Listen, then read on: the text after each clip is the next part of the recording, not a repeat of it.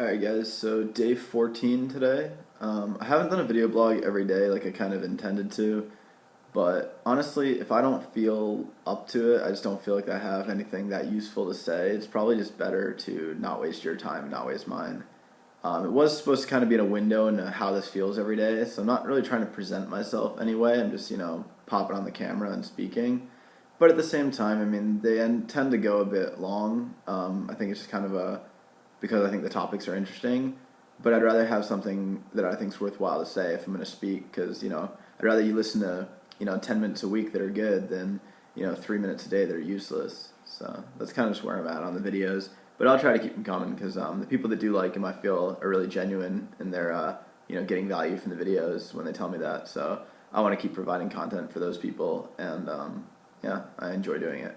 So I did reach my goal for Halloween, which impressed me a little bit because I purposely made it hard for myself.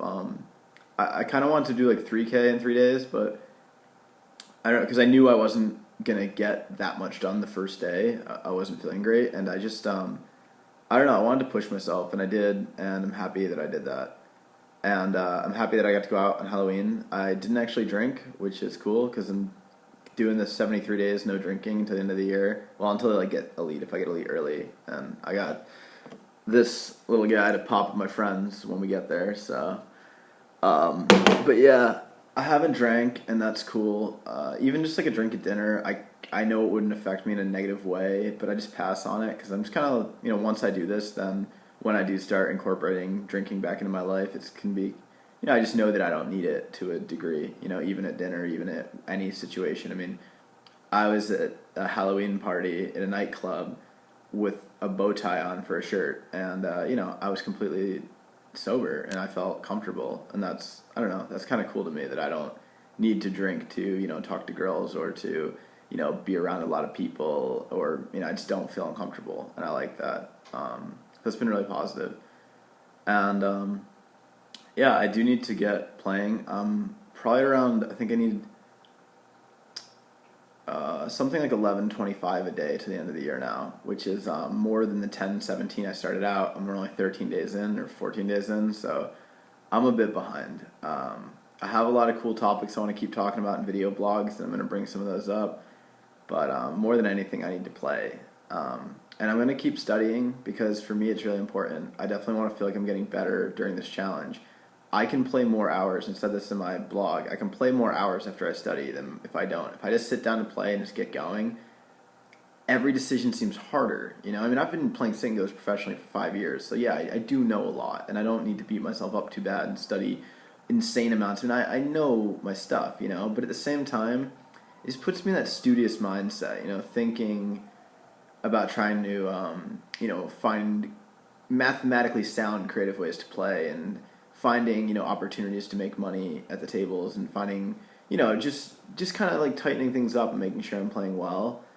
And it makes the spots seem easier. If I reviewed a similar spot, it just kind of gets my head back thinking about the math. So when spots come up, I'm just like, okay, I know what to do. Click, click, click. Whereas if I haven't studied in a while and a spot comes up, I'm just kind of like, and I'm in and on. And, it's mentally taxing and it slows me down. I can play less tables and the decisions feel harder.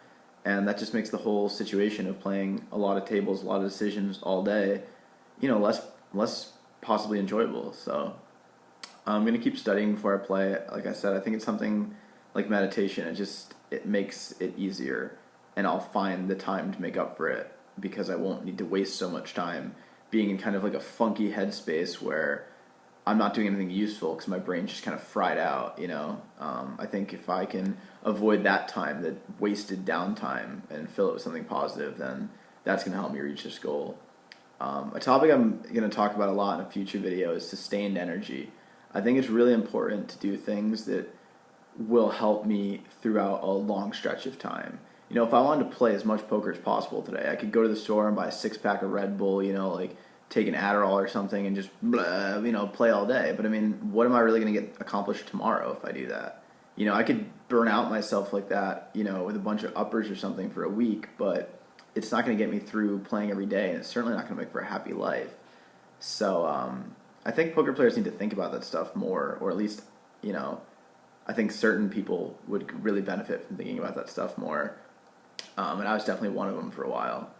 So I'm really happy that found a more sustainable approach to poker, to my health, to just my overall well-being. I mean, like I've said in the past, playing poker, the whole reason to do it is to support a good life. And, you know, it's not just about making money. It's really not. And making money is kind of whatever. If you have a good life, you don't really care how much money you have, as long as you don't have a lack of money that's interfering with having a good life.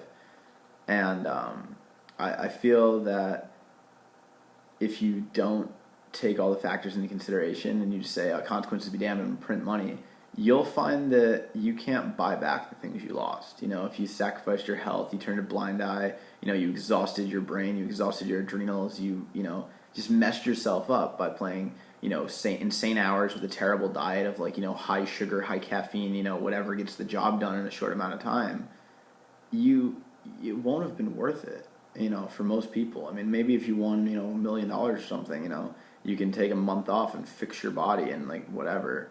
But for me, I mean, I don't think there's too much. I mean, I've made quite a lot of money in a short period of time in poker before, and, like, you know, a few months stretch. And at the end of it, I mean, I didn't think that it was necessarily, you know, whatever extra I made from sacrificing my, you know, health or sustained approach, I didn't really feel like it was worth it. So definitely happy to go on in this direction, and certainly for this challenge. And if I can get through the kind of volume, you know, 14 tabling, 8 hours a day, it's probably going to be 8.5 for the rest of the challenge. And that number, if I don't do well or if I take days off, the number just keeps climbing. So if I can get through that and do it in a way that agrees with my life and my approach, then I'm going to be really happy. I'm going to feel very confident that I can take on, you know, any challenges in poker or outside of poker. So yeah, I guess that was my bit on sustained energy.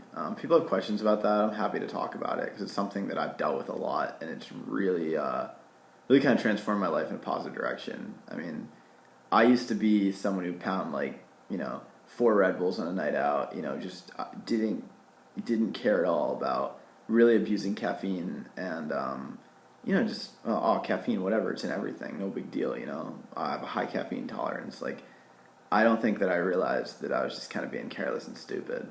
It's not cool to have, like, a high tolerance, which is something that I think we get taught, you know.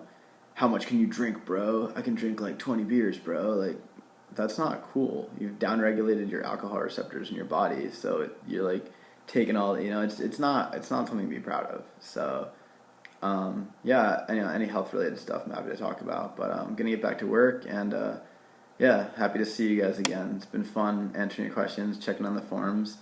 I was at Chippendale for Halloween, and I was not cold because there's lots of people around, and it wasn't a bad night out, and I had a really fun time. So I think it's important to go out and do stuff, even if you're not winning, and even if you got a lot of work to do, because if you sit home, you're really just kind of perpetuating the notion that your life sucks, and it's going to be harder to get up and work hard. You got to give yourself a break sometimes. You know, I'm really glad I got my goal done, but I didn't even check my results before I left the house, because as far as I was concerned, I did what I set out to do, and I'm just going to enjoy that moment. Check my results the next day, but I'm not going to have the happiness of my Halloween night dictated by how I ran at the tables for the 14 hours preceding that. I mean, that's just stupid.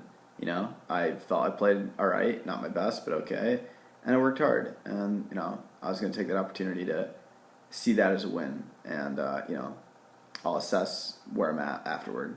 So anyway, that was day 14. Well, this is going to be day 14, and thanks for watching.